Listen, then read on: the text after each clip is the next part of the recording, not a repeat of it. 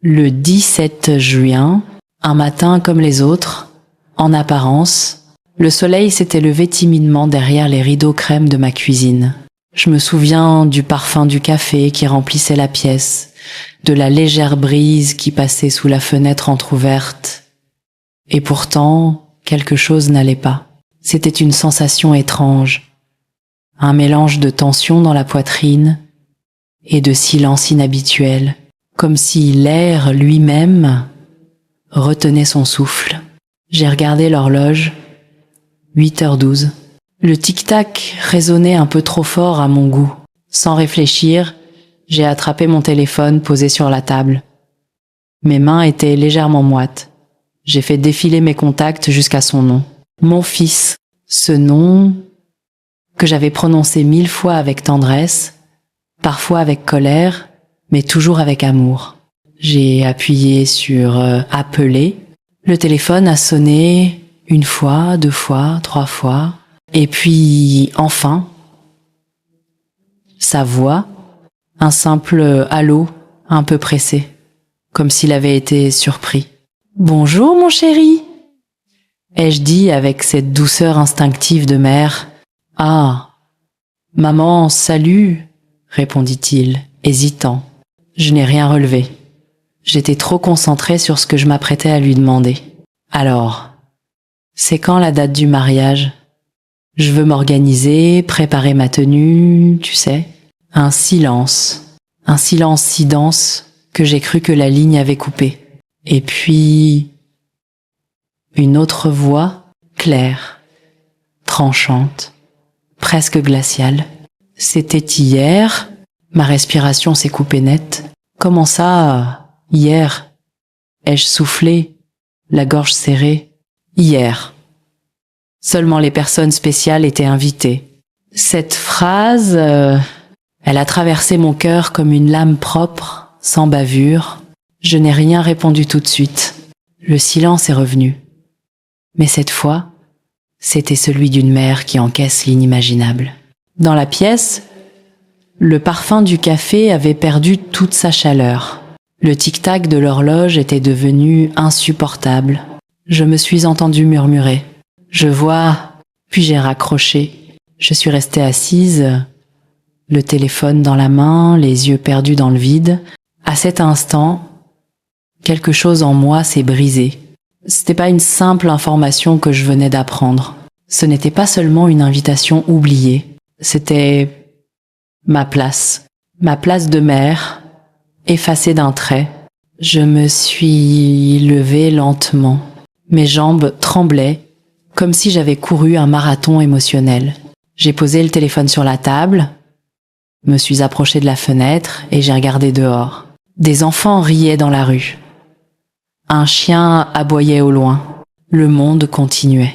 Mais en moi, tout venait de s'arrêter. Une phrase tournait dans ma tête, en boucle. Seulement les personnes spéciales... Moi, celle qui l'avait porté 9 mois, nourrie, consolée, protégée, j'étais devenue une étrangère.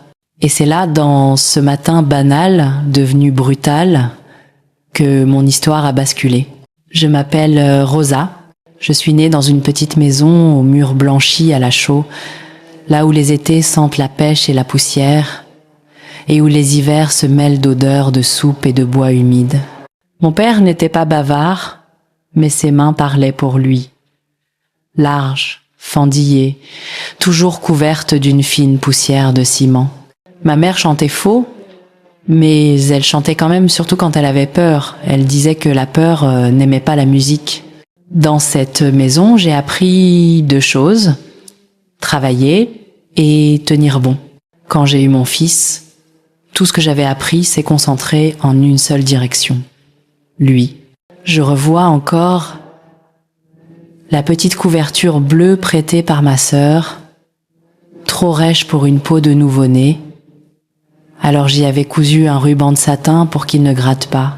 Je revois les nuits blanches où je collais mon oreille à sa bouche pour entendre s'il respirait bien. Et cette certitude idiote, et pourtant si vraie, qu'aucune fatigue n'était trop lourde Si lui, il dormait. Son père est parti tôt. Je ne parlerai pas de lui. Disons seulement que certaines présences abîment plus qu'elles n'apportent. J'ai préféré l'absence. Et, comme toutes les mères qui décident de tenir seules le gouvernail, j'ai aligné mes journées comme des briques. Boulot, maison, enfants, et recommencer. Nous avions un 2 pièces qui sentait la cire pour parquet et le linge propre. Le matin, la lumière entrait de biais par la fenêtre de la cuisine, dessinant sur le carrelage de petites avenues dorées que mon fils suivait du bout de ses chaussettes. Il avait ce rire-là, en cascade, qui vous fait oublier les additions et les échéanciers.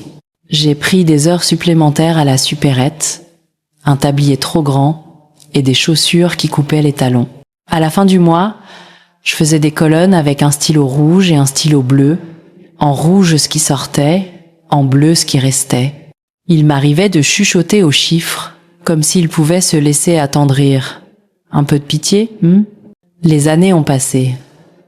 Mon fils a grandi avec l'odeur du savon de Marseille, le goût des pommes au four le dimanche, et cette phrase que je répétais quand il rentrait tête basse, « On tombe, on se relève ». C'est la règle de la maison. Au lycée, il a découvert les mathématiques, l'algèbre qui s'enchaîne comme un collier sans fin. Ses yeux brillaient quand il parlait de structure, de fonctions, d'équations. Je comprenais la moitié des mots, mais je voyais la totalité de son enthousiasme. Alors je me suis dit, d'accord Rosa, ce sera l'université. On trouvera toujours.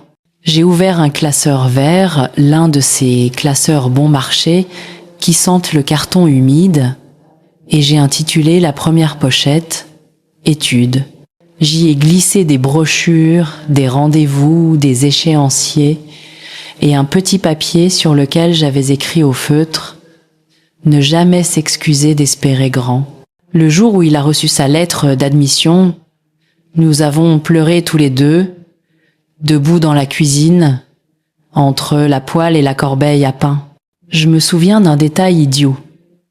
Une goutte de thé avait mouillé le bord du papier et j'avais eu peur que l'encre bave. L'argent, parlons-en, sans honte. 4 ans d'inscription, 3 200 € par an. Les manuels, environ 600 € la première année, puis un peu moins. Le transport, une carte mensuelle qui ronge le budget sans faire de bruit. Les snacks avalés entre 2 cours, la calculatrice indispensable qui coûte la moitié d'un salaire de semaine. Je notais tout, je soustrayais, je recomposais. J'ai accepté un second emploi le soir, 3 soirs par semaine, à faire l'inventaire dans un entrepôt qui sentait le carton et la poussière d'encre. Je rentrais avec une odeur de colle sur les doigts et la sensation d'avoir laissé ma colonne vertébrale entre 2 palettes. Je retirais mes chaussures sur le palier parce que mes pieds pulsaient au rythme de l'électroménager. Et malgré cela, j'étais heureuse, oui, heureuse parce que chaque heure additionnée dessinait un pont vers son diplôme. À sa majorité, j'ai glissé dans sa poche une petite enveloppe avec 500 € et une lettre où je lui écrivais « Offrez-vous un livre qui coûte trop cher, un café dans un endroit où l'on n'oserait pas entrer et le droit de croire que tout est possible. » La voiture est venue plus tard. Une petite d'occasion, peinture terne mais moteur serein. 7 800 €, économisés pièce par pièce, avec 2 bracelets vendus et une chaîne que je ne portais plus. Le jour où on l'a récupéré, il a posé les mains sur le volant comme sur un animal vivant. Il a dit « Maman, tu n'aurais pas dû ». J'ai répondu ce que répondent toutes les mères. Si, j'aurais dû. Après le diplôme, il y a eu le voyage. Rien d'extravagant. 10 jours, un trajet pensé au millimètre, des auberges où l'odeur de lessive se battait avec celle des couloirs trop chauffés. J'ai ajouté 1 200 € à la cagnotte, discrètement, en me passant de manteau neuf cet hiver-là, Quand il m'a envoyé la photo d'un coucher de soleil orangé derrière un pont métallique, j'ai senti quelque chose de chaud me monter aux yeux, cette sensation ancienne, presque enfantine, qu'on touche du doigt une vie plus grande que la sienne. Il a rencontré Clara, peu après. Je me souviens de la première fois où elle a franchi ma porte. Un manteau beige trop clair pour la saison, des ongles impeccablement vernis, un parfum poudré qui restera collé à mes torchons toute la soirée. Elle savait parler, Clara.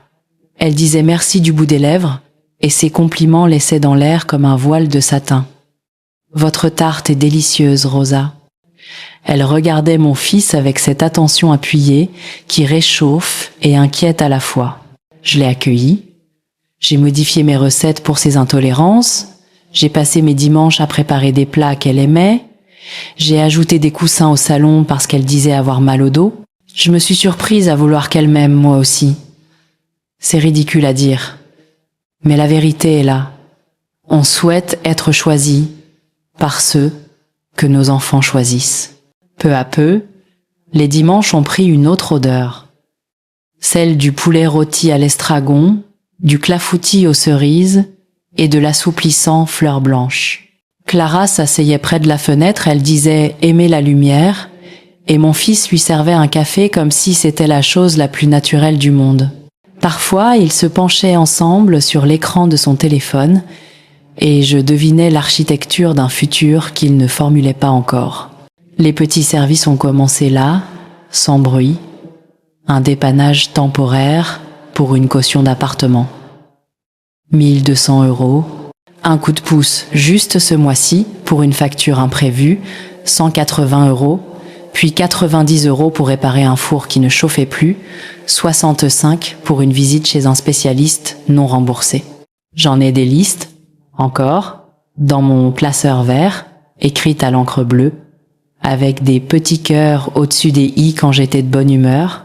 Quand ils ont parlé de s'installer ensemble, j'ai offert le canapé un gris perle solide, 590 €, livré un samedi matin où il pleuvait si dru que le livreur a juré en déposant les cartons. J'ai acheté des rideaux, une lampe dont l'abat-jour faisait des cercles dorés au plafond, un tapis dont la douceur me donnait envie de marcher pieds nus. C'était pour eux.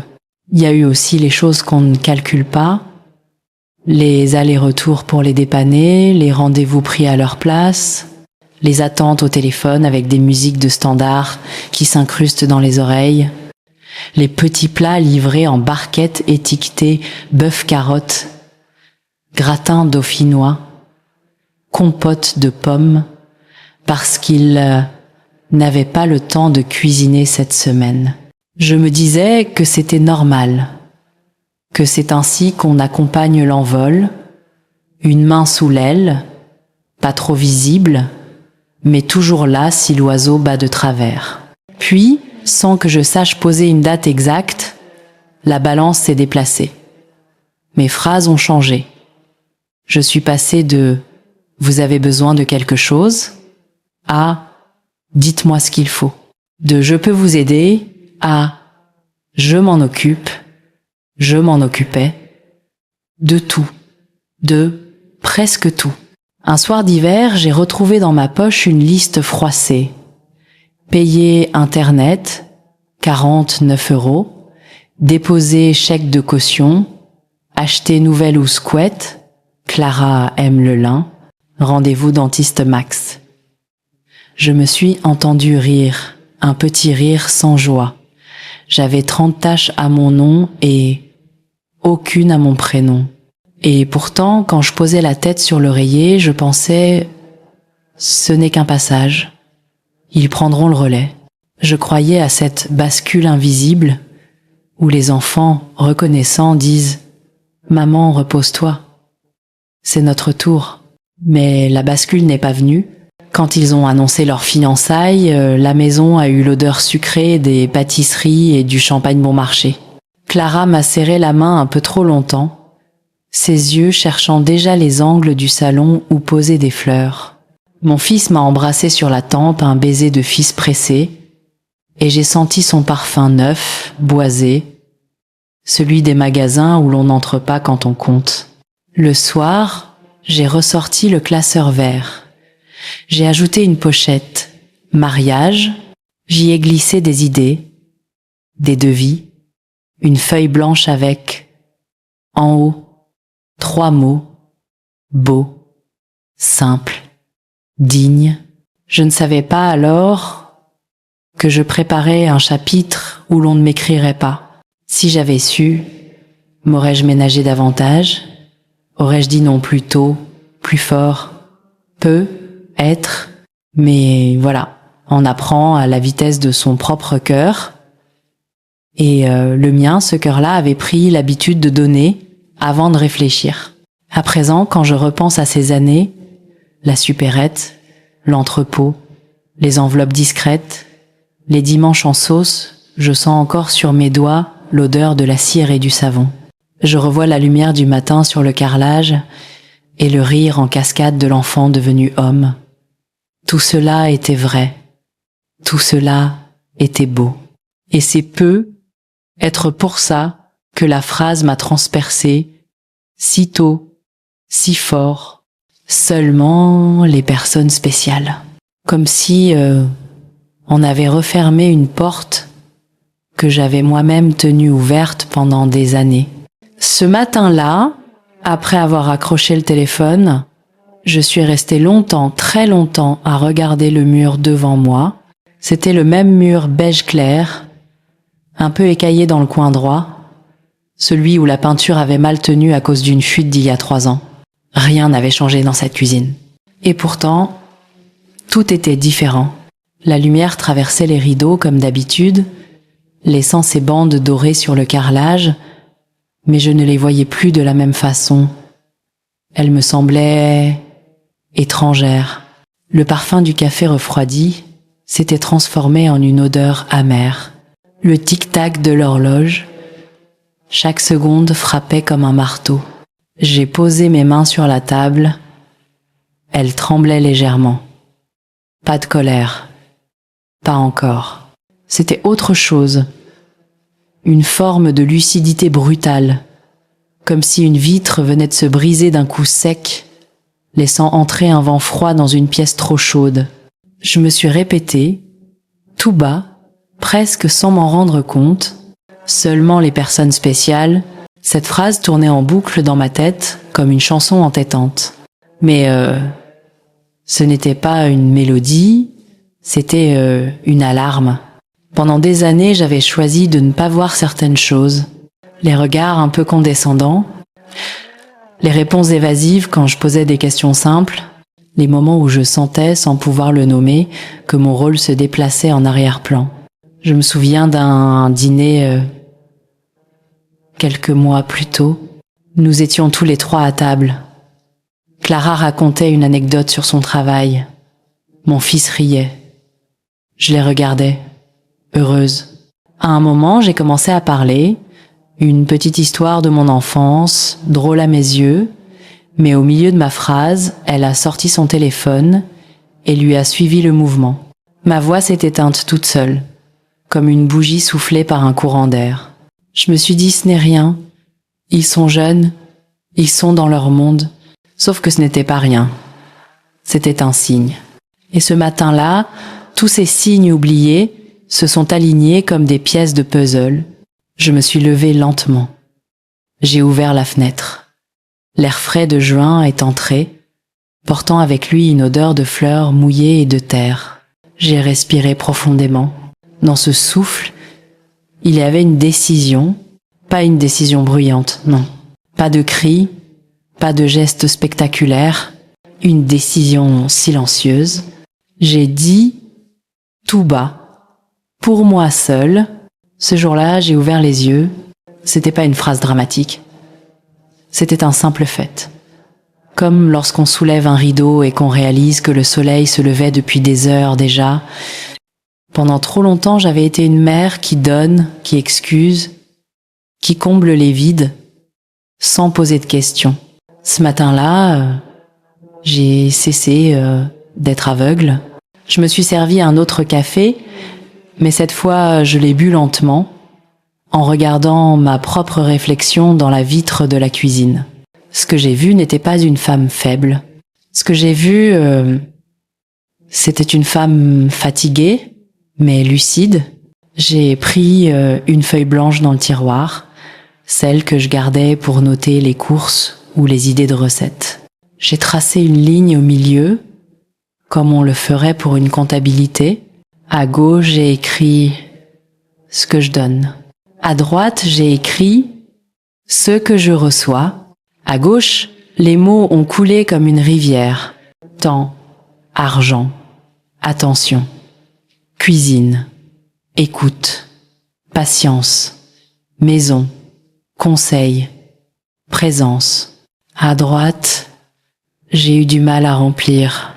Il y avait des sourires, des merci polis, quelques câlins rapides et des silences. Beaucoup de silence. Cette feuille, je ne l'ai montrée à personne, elle n'était pas faite pour ça. Elle était pour moi. J'ai réalisé que j'avais construit un équilibre qui ne tenait que parce que j'étais la seule à le porter. Et le jour où je me suis effacée de la photo, ils n'ont pas remarqué un vide. Parce que, pour eux, j'étais déjà en arrière-plan depuis longtemps. C'est à ce moment précis que la colère a commencé à bouger. Quelque part dans ma poitrine. Pas une colère destructrice, non. Une colère claire. Une colère qui dit « assez ». Je me suis mise à repenser à toutes les fois où j'avais dit « ce n'est pas grave », à toutes les fois où j'avais minimisé mes propres blessures, à toutes les fois où j'avais accepté de me taire pour que tout reste paisible. En réalité, je n'avais pas choisi la paix. J'avais choisi la paix des autres, au détriment de la mienne. Et là, je décidais de reprendre la mienne. Ce matin-là, je n'ai pas pris ma voiture. Je n'ai pas allumé la radio. J'ai simplement passé la journée chez moi, à ranger les placards, à trier des papiers, à remettre de l'ordre dans des choses que j'avais négligées depuis des mois. Et sans même m'en rendre compte, en rangeant l'extérieur, je rangeais aussi l'intérieur.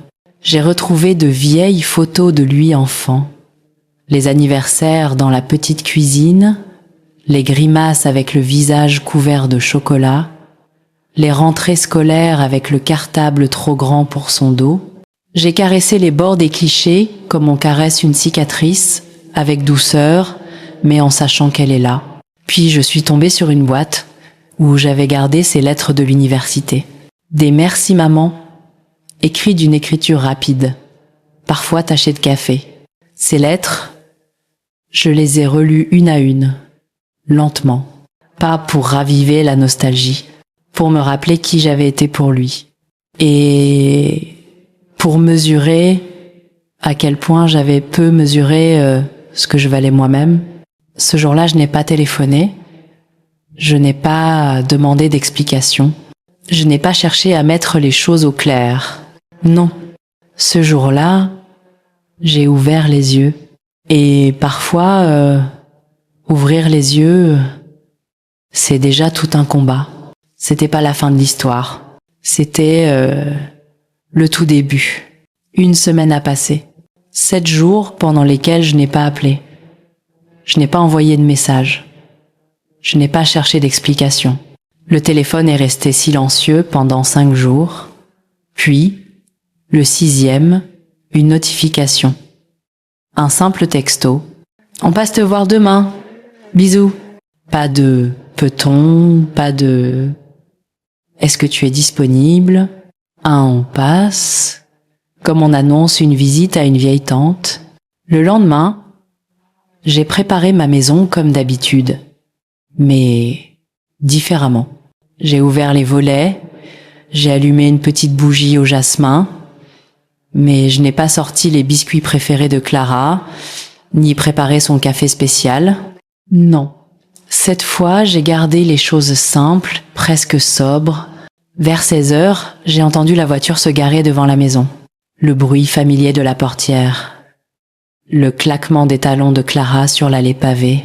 Et puis cette sonnerie, 2 coups rapides. Comme toujours. J'ai ouvert, ils étaient là, Mon fils, main dans les poches, sourire un peu nerveux.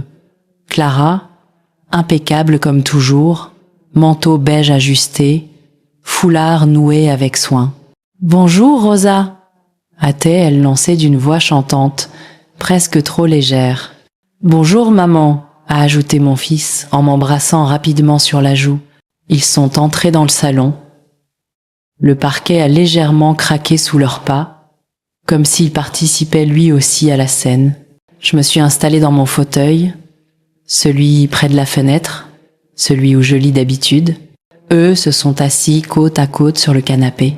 Clara a posé un album photo sur la table basse, une couverture blanche, brillante, avec leurs initiales en lettres dorées. « On voulait te montrer quelques photos du mariage », a-t-elle dit en ouvrant la première page. Ma gorge s'est serrée. Pas par surprise, mais par la brutalité tranquille de la scène. J'ai regardé les photos, des sourires larges, des bouquets pastels, des regards complices, des tables élégantes, des rires figés dans l'objectif, des visages connus, des cousins, des voisins, même la coiffeuse d'en face, tous étaient là, tous, sauf moi. Je parcourais l'album lentement, une page après l'autre, comme on feuillette une histoire qu'on pensait coécrire, mais dont on découvre qu'on a été effacé à la première ligne. Clara commentait chaque cliché. « Oh, regarde ici !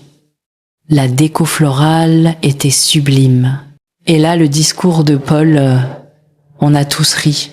Mon fils hochait la tête, ajoutant parfois un oui ou un c'était super.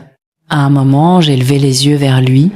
Il a soutenu mon regard une demi-seconde, puis l'a fui. Après quelques minutes, j'ai refermé doucement l'album. C'était un beau mariage, ai-je dit d'une voix calme. Clara a esquissé un sourire satisfait, comme si j'avais donné une approbation qu'elle attendait.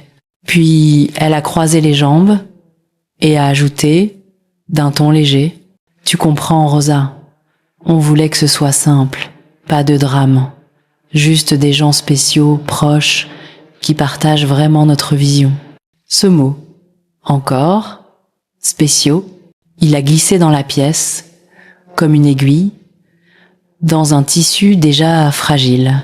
J'ai tourné la tête vers mon fils. « Et toi ?» ai-je demandé doucement. « C'était aussi ta vision ?» Il a soupiré, mal à l'aise. « Maman, tu sais comment est Clara ? Elle voulait quelque chose d'intime.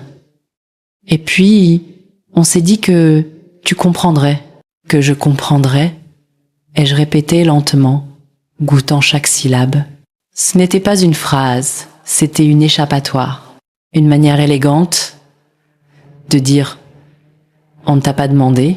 J'ai pris une inspiration profonde et j'ai dit vous savez, il y a une différence entre être oublié et être effacé. » Le silence est tombé d'un coup. Même la rue dehors semblait s'être arrêtée. Clara a ri nerveusement. « Oh, Rosa, ne le prends pas comme ça, voyons.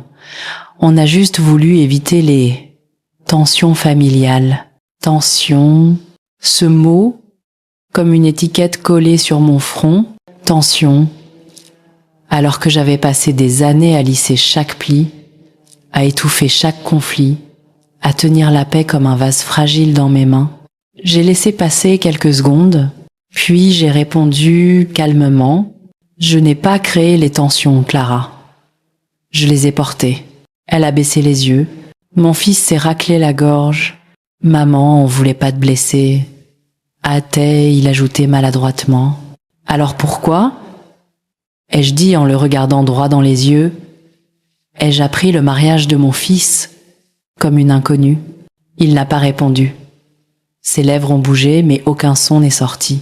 À cet instant, quelque chose s'est inversé dans la pièce.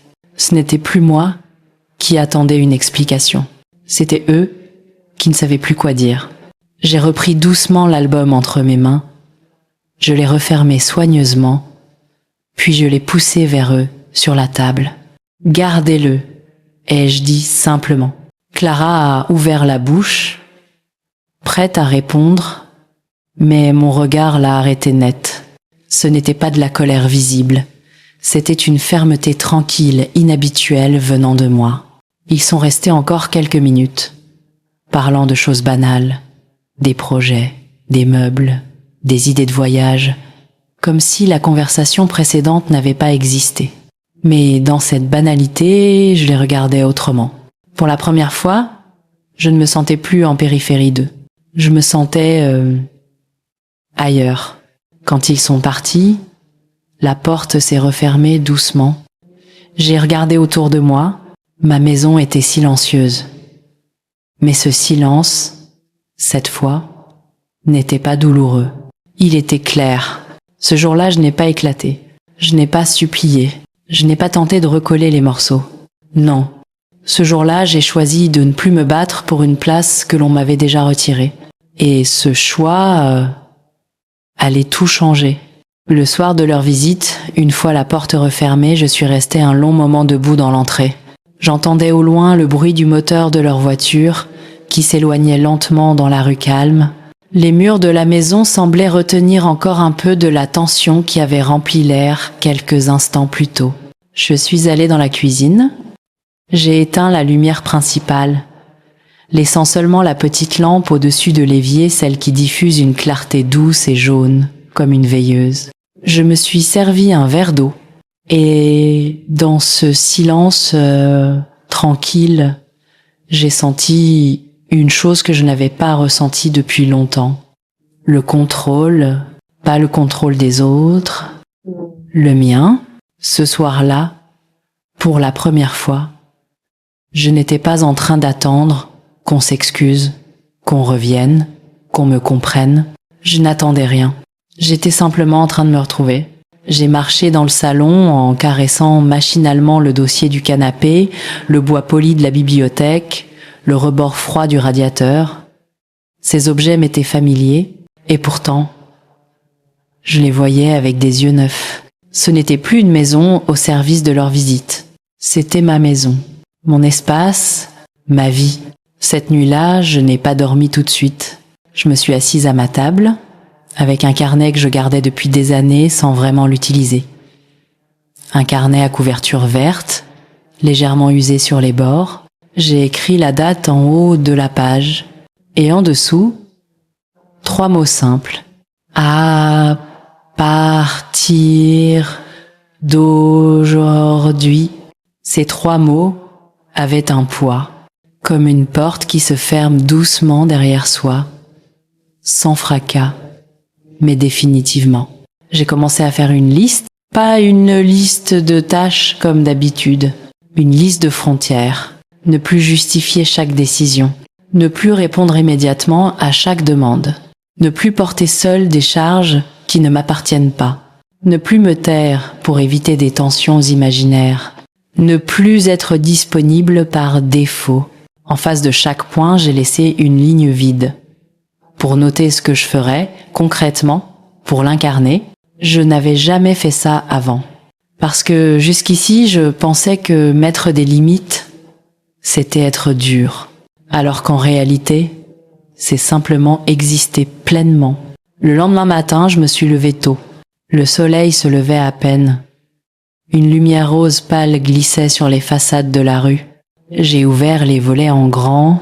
L'air frais est entré d'un coup, portant avec lui une odeur d'herbe humide et de pain chaud venant de la boulangerie du coin. J'ai préparé mon café sans précipitation. Puis je me suis installée sur le balcon, enveloppée dans mon vieux châle tricoté. J'ai regardé la rue s'animer lentement, les enfants avec leurs cartables, les voisins qui partent au travail, les volets qui s'ouvrent les uns après les autres. Ce matin-là, je n'ai pensé à personne d'autre qu'à moi. Et ce n'était pas de l'égoïsme. C'était une respiration. J'ai pris mon téléphone et j'ai fait un geste qui aurait semblé banal à n'importe qui, mais qui pour moi avait une immense signification. J'ai désactivé les notifications des groupes familiaux. Plus de ding incessants. Plus de discussions où l'on me parle seulement quand on a besoin d'un renseignement ou d'un service. Un simple silence numérique. Mais quel soulagement! Ensuite, j'ai ouvert le classeur vert, celui où je gardais tous les documents importants. J'ai sorti le dossier maison et j'ai pris rendez-vous avec mon notaire. Cela faisait des années que je repoussais l'idée de mettre de l'ordre dans mes affaires personnelles, toujours trop occupés par leurs affaires. Cette fois, ce serait différent. Le rendez-vous a eu lieu 3 jours plus tard. Je me suis assise dans ce bureau aux murs tapissés de dossiers bien rangés. L'air sentait le cuir et le papier neuf. Le notaire, un homme calme aux lunettes rondes, m'a regardé avec bienveillance. « Alors, Rosa, qu'est-ce qui vous amène ?» Je lui ai répondu simplement « Je veux mettre mes affaires en ordre. » Pour moi. Nous avons passé 1 heure à revoir les papiers, les signatures, les possibilités. J'étais pas en colère. Je n'étais pas triste. J'étais concentrée. Chaque document signé était comme une pierre posée pour solidifier mon propre territoire. J'ai changé certains bénéficiaires, j'ai mis des choses de côté, pas pour punir qui que ce soit, pour me rappeler que ma vie m'appartient encore. En sortant du bureau, je me suis arrêtée sur le trottoir. Le soleil tapait doucement sur ma joue. Les voitures passaient, les gens marchaient vite, et moi, je souriais. Ce n'était pas un sourire large. C'était un de ces sourires calmes, qui naissent de l'intérieur. Les jours suivants, quelque chose a changé dans ma manière d'être. Subtilement, quand le téléphone sonnait pour une urgence logistique, je ne répondais pas immédiatement. Quand on me demandait un service, je prenais le temps de réfléchir avant de dire oui. Quand je ressentais une tension monter, je respirais et je me souvenais de ma liste de frontières. Et tu sais quoi, le monde n'a pas explosé. Personne n'est venu frapper à ma porte en hurlant « Pourquoi Rosa ne répond pas ?» Non, le monde a continué, et moi aussi. Mais moi je continuais différemment. Je n'étais plus cette présence silencieuse et automatique sur laquelle tout le monde compte sans jamais vraiment la voir. Je redevenais Rosa. Ce fut peu être l'un des plus grands déclics de ma vie. On ne récupère pas sa place en la réclamant. On la récupère en cessant de la donner gratuitement. Et ce choix discret et silencieux allait déclencher une réaction en chaîne que je n'avais pas encore imaginée. Les jours suivants ont eu l'odeur d'orage. Pas d'éclair visible, mais une lourdeur dans l'air, une attente électrique. Le premier coup est venu sous forme d'un message, un mardi à 8h17. « Maman, on peut passer ce soir ? On doit régler 2-3 petites choses, c'est important. On doit régler. Pas on veut parler. Pas comment vas-tu ? Non. Régler. » Je n'ai pas répondu tout de suite. J'ai fini mon café. J'ai arrosé mes plantes. J'ai étendu une petite lessive qui sentait la lavande. Puis j'ai tapé, doucement. Ce soir, non. Proposez-moi un autre moment et dites-moi le sujet. Quelques minutes, et le téléphone a vibré de nouveau. Tu es susceptible. On voulait juste éviter du stress. On gère. On gère ? Un sourire m'est venu. J'ai laissé mon téléphone écran face contre la table. Le même jour, l'après-midi, ma sœur m'a appelé. Elle avait cette voix chaude et rapide des gens qui s'inquiètent en parlant trop vite. « Rosa, qu'est-ce qui se passe ?» Clara m'a écrit. « Ils disent que tu fais des histoires pour rien, que tu te renfermes. Tu sais, tu as toujours été forte, mais parfois têtue. Je l'aime, ma sœur. Je sais qu'elle veut bien faire. » Je ne fais pas d'histoire, ai-je répondu calmement. Je pose des limites. Silence de sa part, puis, tu sais, les jeunes, ils gèrent à leur manière. Faut pas en faire une montagne. Une montagne, comme si j'avais exagéré une colline invisible. Je t'embrasse, ma sœur, ai-je dit. Ne t'en fais pas. J'ai raccroché avec douceur. Et j'ai compris que ce que je vivais ne serait pas seulement un tête-à-tête avec mon fils et Clara. Ce serait un bras de fer avec les habitudes. 2 jours plus tard, ils ont passé quand même, sans prévenir. J'ai entendu la clé tourner dans la serrure, une clé que j'avais donnée au cas où, à l'époque où au cas où voulait dire ma maison est la vôtre. Le verrou a cédé. Ils étaient là, dans mon entrée, le manteau à la main, l'argumentation prête. On ne voulait pas te déranger par téléphone, a lancé Clara, sourire crispé. C'est mieux en face. Mon fils avait l'air fatigué. Ou bien était-ce de l'agacement? J'ai pris une inspiration. À partir d'aujourd'hui, ai-je dit calmement, on sonne avant d'entrer. Clara a haussé un sourcil. Étonnée. On est ta famille, Rosa. Justement, ai-je répondu. La famille respecte. Dans le salon, ils se sont assis sans que je les y invite. Automatisme ancien. J'ai posé 3 verres d'eau sur la table. Pas de café filtré comme d'habitude. Alors, ai-je dit ces 2-3 choses à régler. Mon fils a soupiré, a croisé les mains. Tu dramatises. On voulait juste t'expliquer pour le mariage. J'ai laissé le silence s'installer. Clara a pris le relais. Rosa, honnêtement, on savait que tu allais être émotive. Tu prends tout à cœur. On voulait éviter un clash le jour J. C'était notre journée. Notre journée. J'ai regardé mon fils. Et pour toi, c'était plus simple de me rayer de cette journée? Il a baissé les yeux. On s'excuse si t'as été blessé, a repris Clara. Mais maintenant il faut avancer. On a besoin de ton aide pour un dossier bancaire. C'est mieux si c'est toi qui gères. Tu sais, tu fais ça très bien. Voilà. L'orage avait une direction, me ramener à ma fonction. J'ai posé mes mains à plat sur la table. Non, un mot. Il a fait l'effet d'un coup de tonnerre sec. Pardon? A dit Clara, comme si elle n'avait pas entendu la langue que je parle. Non, ai-je répété, je n'aiderai pas pour ce dossier. Mon fils a enfin relevé la tête, une colère fine dans le regard. Maman, arrête. Tu vas pas tout gâcher pour une histoire d'invitation. On a besoin de toi. Tu peux bien faire au moins ça. Au moins ça. La petite phrase piquée dans la chair des années. Non, ai-je répété calmement. Je ne signerai rien. Je ne porterai plus ce qui n'est pas le mien. 1 seconde. 2, 3. Clara a posé son verre trop vite.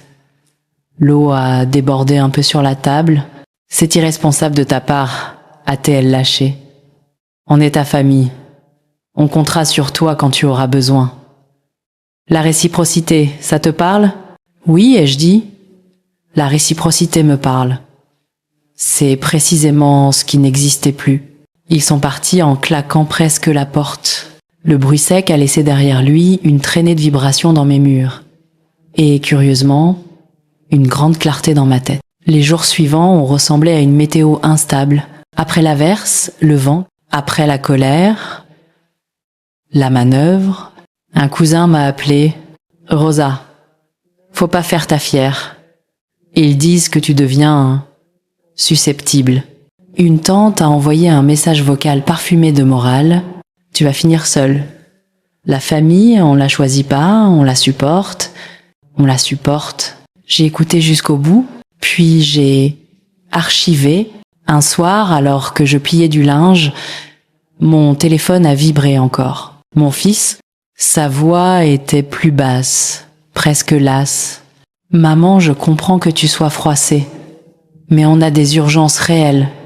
Tu ne vas pas nous laisser tomber pour un caprice, si? Ce n'est pas un caprice, ai-je répondu. C'est une frontière. Tu vas souffrir, maman. Tu vas te couper de nous.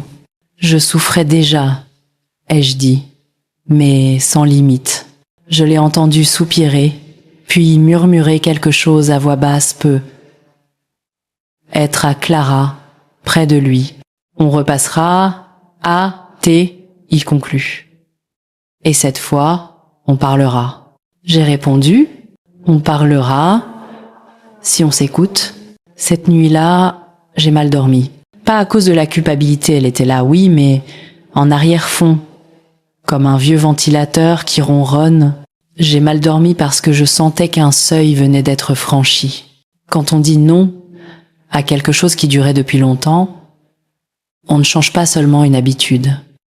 On change une histoire, et l'orage, parfois, est l'unique manière pour un ciel de se nettoyer. Le lendemain, j'ai pris rendez-vous chez une conseillère bancaire.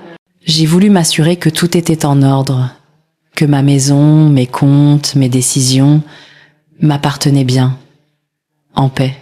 La conseillère m'a accueilli avec un sourire doux, la voix claire. « Qu'est-ce que je peux faire pour vous, Madame Rosa ?»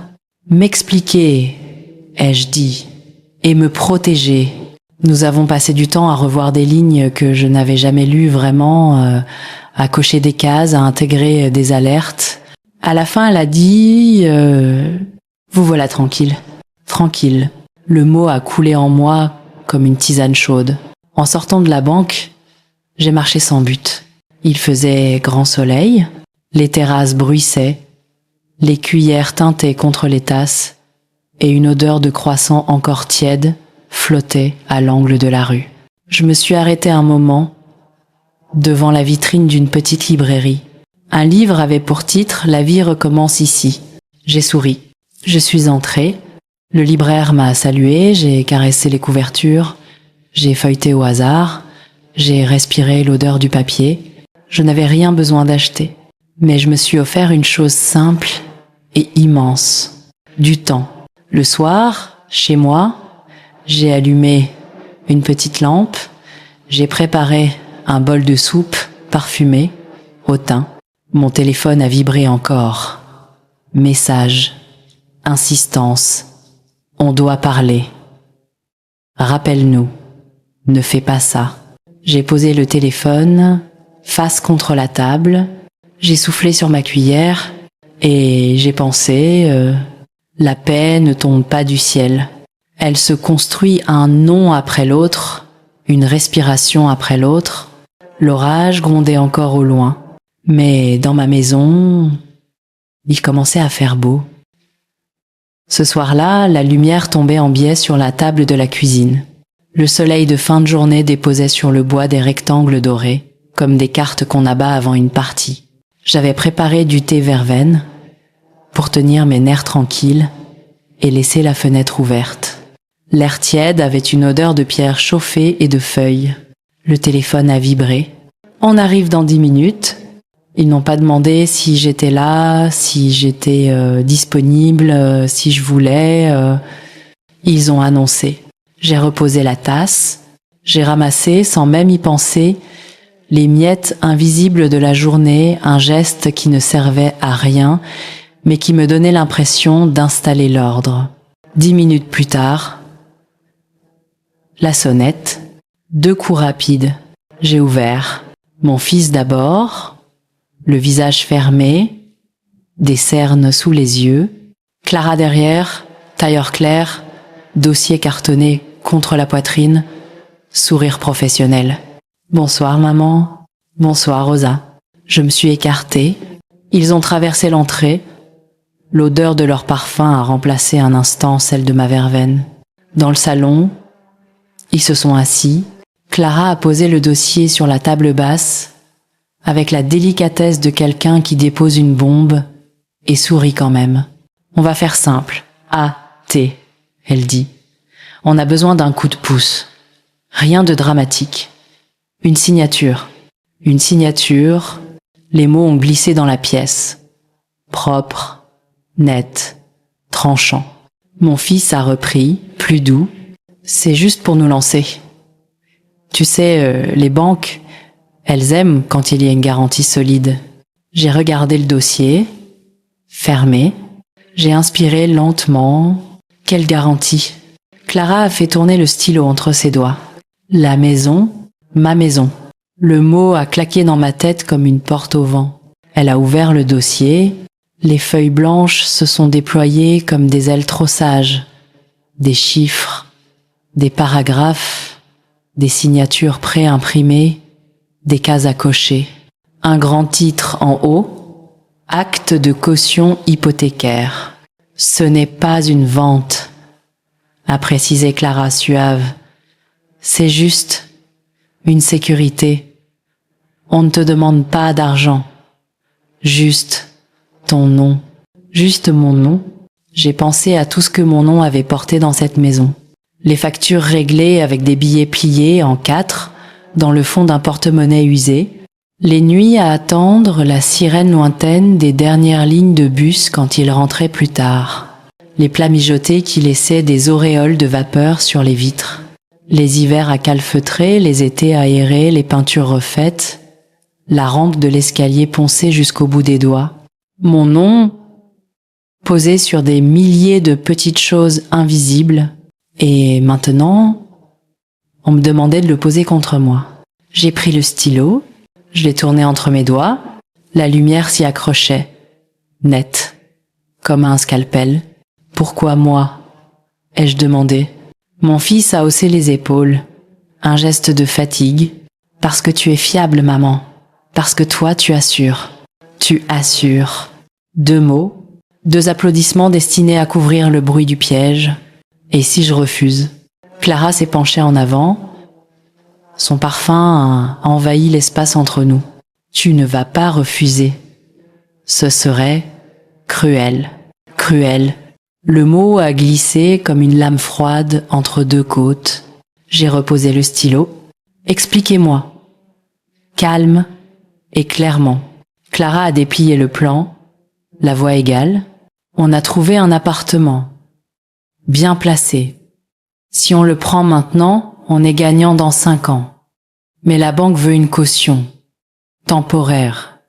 On signera un refinancement dès que possible.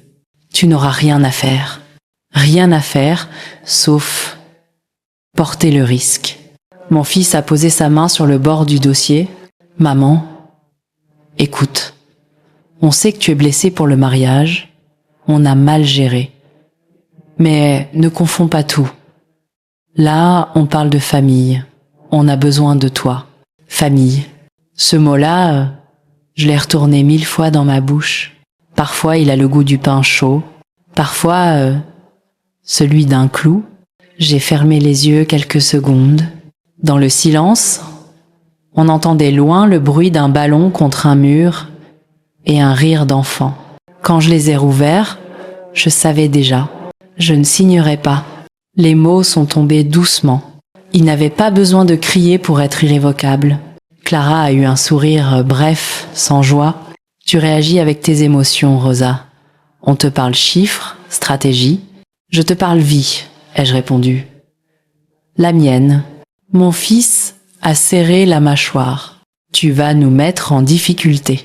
Je vais nous mettre en vérité. Clara a repoussé sa chaise. Le bois a grincé. Très bien. Alors signe au moins l'accord de principe. Ça ne t'engage à rien pour l'instant.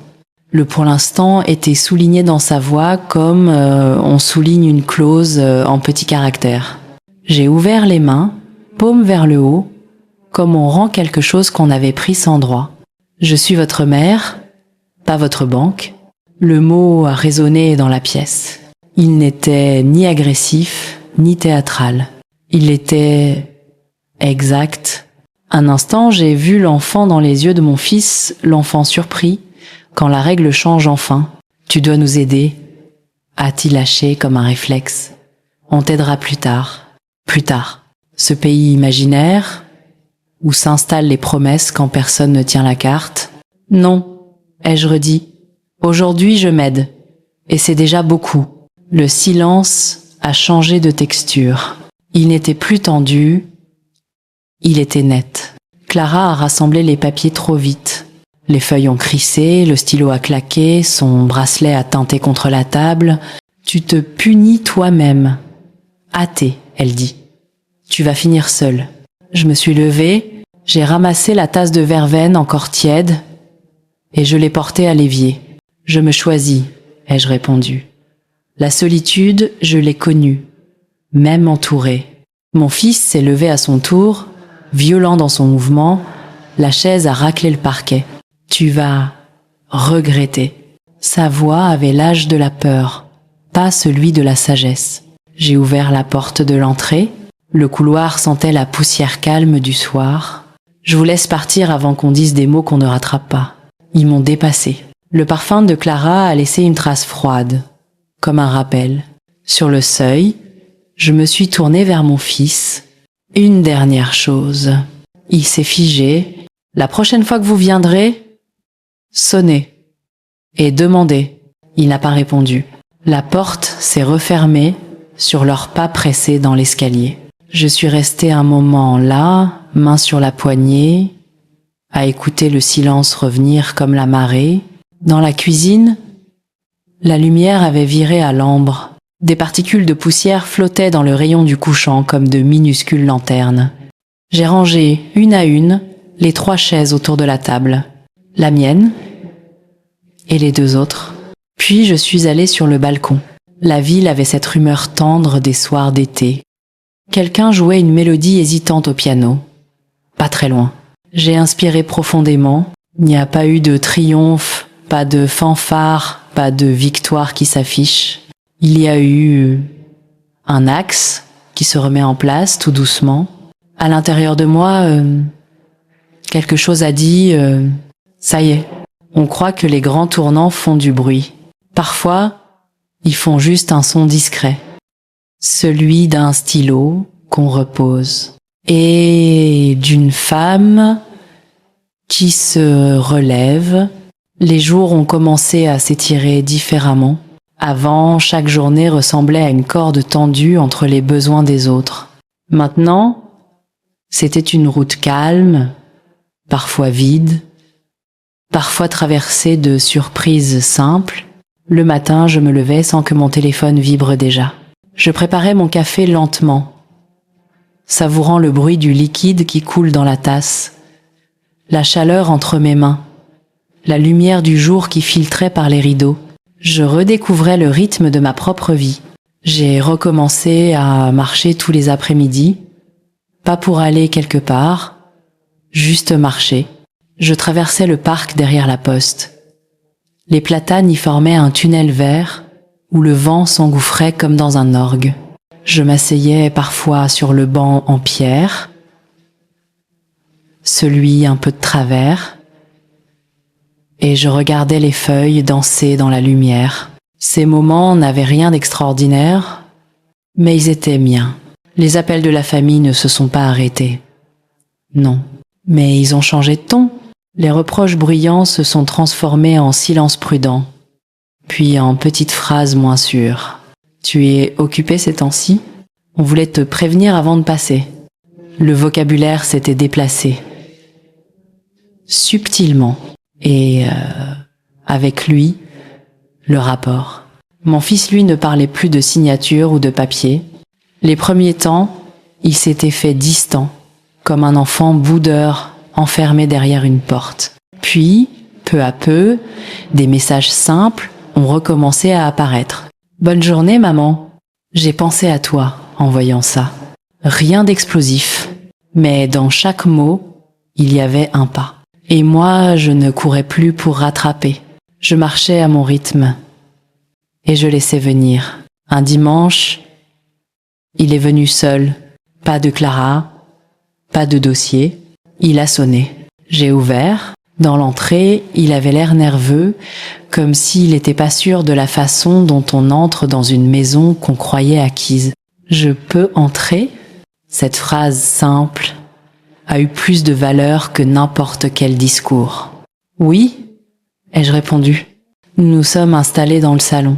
J'avais préparé 2 tasses de thé au thym, sans y penser, comme autrefois, mais sans m'effacer cette fois.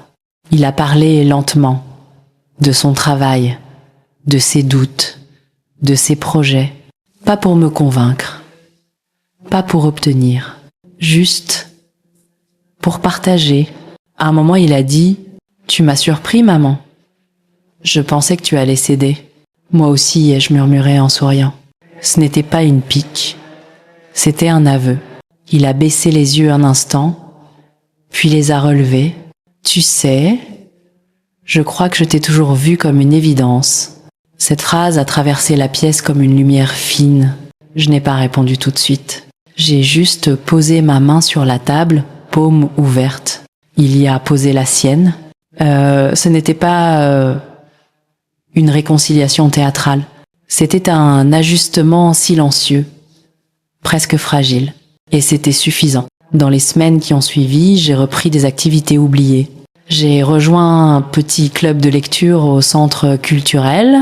J'ai commencé à jardiner sur mon balcon de la menthe, du basilic et une petite plante de tomates cerises qui grimpait avec une obstination joyeuse. Je me suis fait de nouvelles connaissances. Pas des amitiés éclatantes. Des présences douces qui se construisent par les petits gestes. Un bonjour répété, une discussion sur un banc, un partage de recettes, un regard qui s'éclaire quand on se retrouve. Un soir, en arrosant mes plantes, j'ai levé les yeux vers le ciel. Il était d'un bleu profond, strié d'un dernier trait rose orangé. J'ai pensé à tout ce chemin parcouru, à cette blessure de départ crue, brutale, à la confrontation, à la tempête, au nom qui avait d'abord tremblé sur mes lèvres avant de devenir solide, et à cette paix, aujourd'hui. Elle n'était pas spectaculaire, elle n'était pas parfaite, elle était vraie. Dans ce silence tiède du soir, je me suis dit, il faut pas attendre que les autres te donnent ta place. Il faut la construire. Pas contre eux, mais en toi. J'ai refermé doucement la porte-fenêtre. La menthe embaumait, le parquet était frais sous mes pieds nus, et au loin, une chanson montait d'un balcon voisin. Je me suis assise dans mon fauteuil près de la fenêtre, celui où tout avait commencé ce matin-là, avec une phrase au téléphone. C'était hier. Seulement les personnes spéciales étaient invitées. Cette phrase ne me brûlait plus. Elle ne définissait plus rien. Elle était devenue une origine. Et moi, Rosa, je ne suis peu être pas invitée partout. Mais je suis présente ici, dans ma vie, entièrement.